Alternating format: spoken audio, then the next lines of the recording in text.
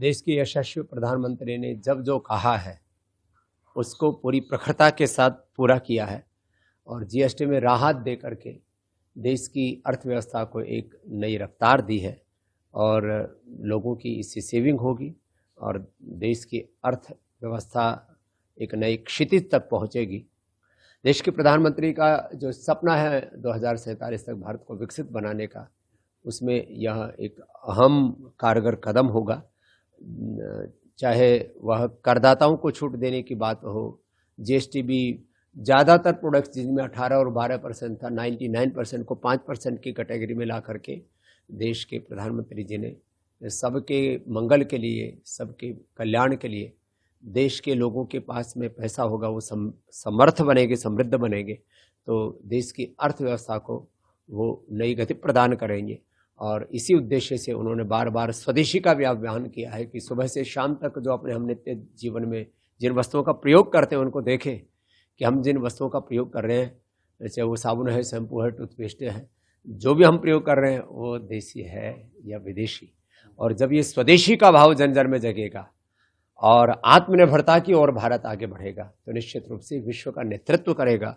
और ये जो टैरिफ के नाम पर टेररिज्म, टैरिफ के नाम पर अनारकी और टैरिफ वार जो पूरी दुनिया में चल रहा है, और इससे भी देश मुकाबला कर पाएगा। भारत के सामने दुनिया को झुकना पड़ेगा। नेगोशिएशन में भारत पूरी दुनिया के सामने अपनी बात मजबूती से रख सकेगा। और इसीलिए देश के प्रधानमंत्री बार बार कह रहे हैं, स्वदेशी अपनाओ, देश को शक्तिशाली, समृद्ध बनाओ, मजबूत बनाओ। और आत्मनिर्भरता ये हमारा सबसे बड़ा इस समय का अभियान है। और जो मोदी जी ने कहा है कि देश का सबसे बड़ा जो शत्रु है वो दूसरे देशों पर हमारी निर्भरता है, और इस शत्रु का हमें समूल नाश करना होगा।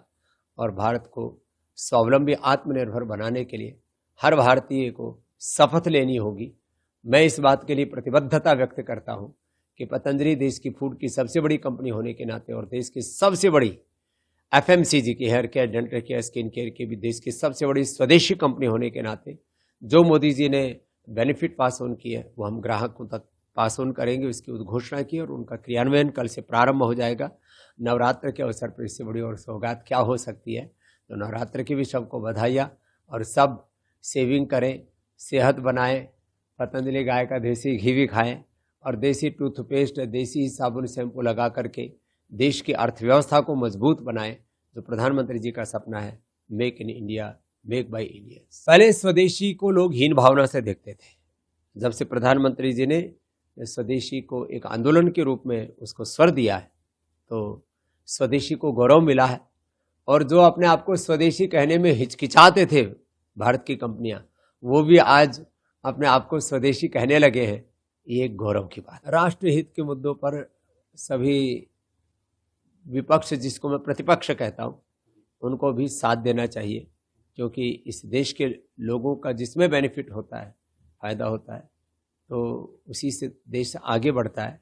और आप यदि ऐसी बातों का विरोध करेंगे तो फिर राजनीतिक रूप से आपका मोक्ष होना सुनिश्चित है।